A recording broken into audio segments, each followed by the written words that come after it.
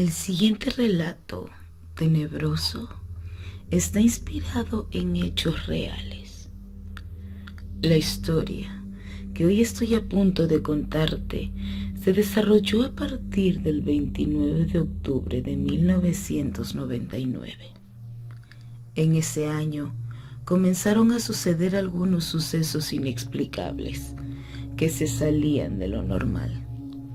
Tanto era así que me llegué a plantear si estaba empezando a perder la cabeza. Aquel año, por motivos laborales, mi marido, mi pequeña de 6 años y yo tuvimos que cambiar de residencia.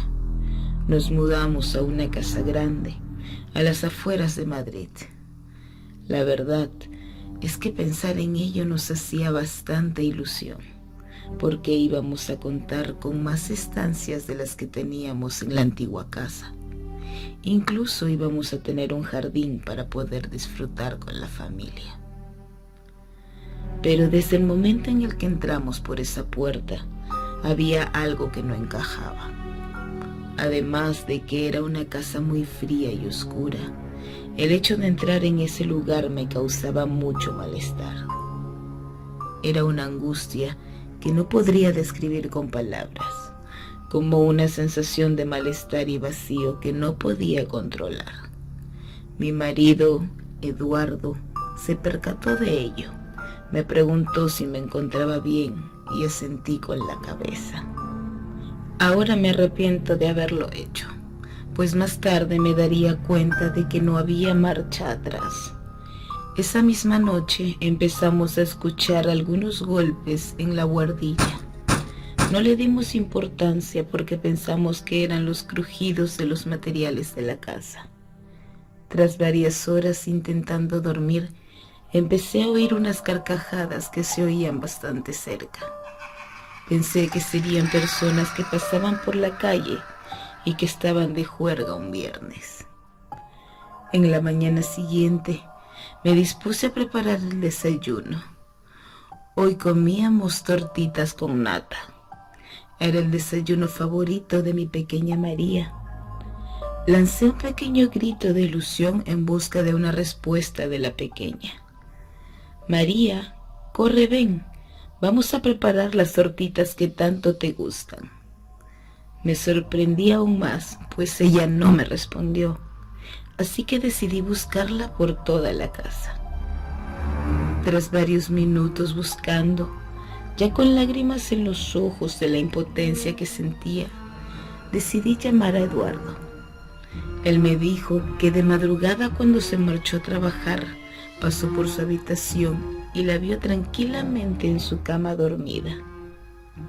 Me tranquilizó y le quitó importancia. Me dijo que era muy probable que estuviese jugando, que no me preocupase tanto. Colgué la llamada, preocupada aún, con la intención de volver a buscarla. Y en ese mismo momento volví a oír esas carcajadas tan escalofriantes. Por un momento me quedé paralizada. Pretendía saber de dónde venía esa voz. Era imposible que fuese María. Acto seguido eché a correr por las escaleras. Tenía que encontrarla.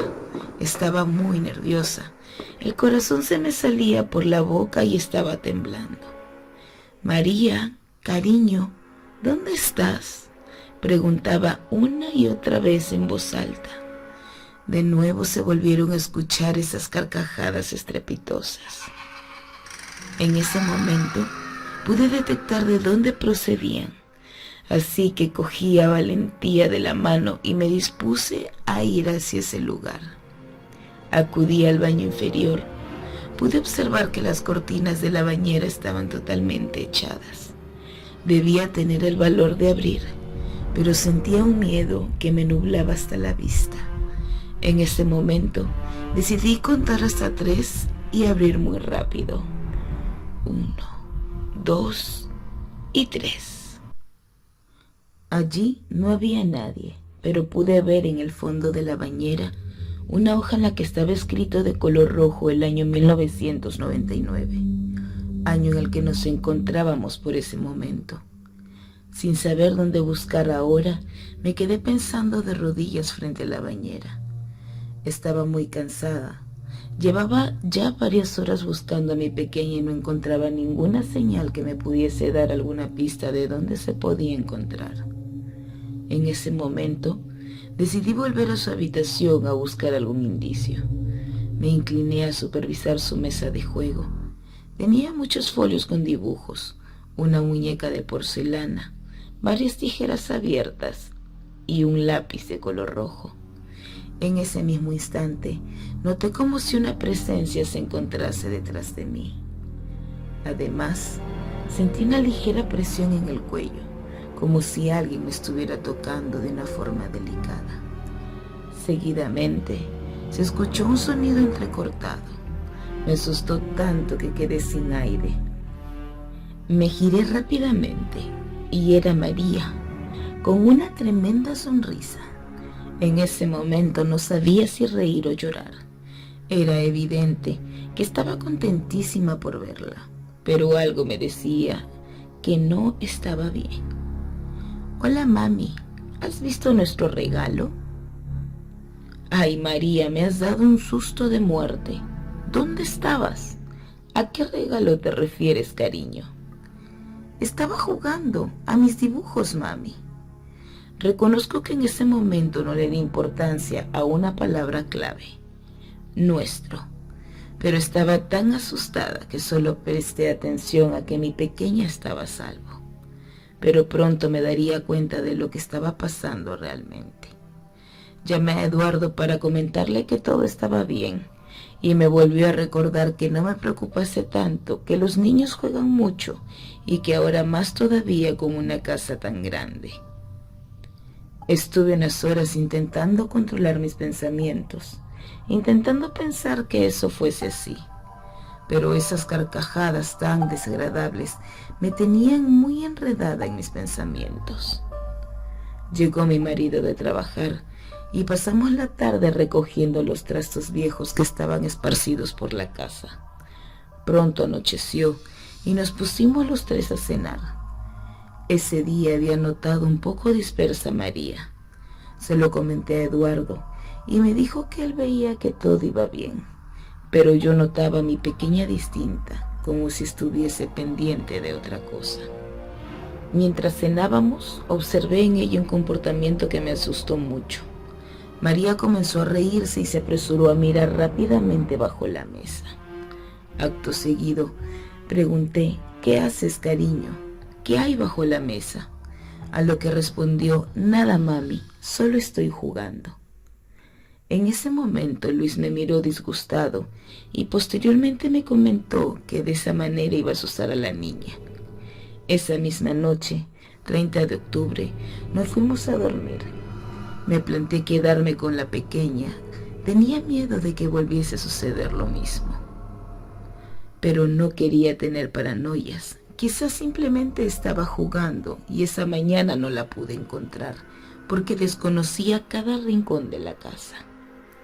Pronto volvieron a aparecer los golpes.